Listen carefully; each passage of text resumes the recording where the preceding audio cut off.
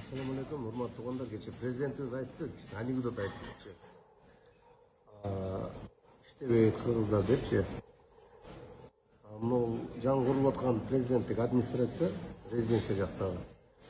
Bir кубы 8.000 сомдан екен, мен уғышыма қараған, аны сметалық басын көрмедім. Бірақ аны 2,5 сомдан дегенде Өзбекстаннан келген ұсталар іштебей кетіп қалышты. Кейін 3.000 сомға көтерді. Кейін маған қанбек çalды. Балдар тап бербейсіңдер бе, 4.000 сомдан депчи. 8.000 сом екен. Эми ошончо акчаны уруп атса Каныбек Туманбаев, анан кантөнөн адамдар иштейт да.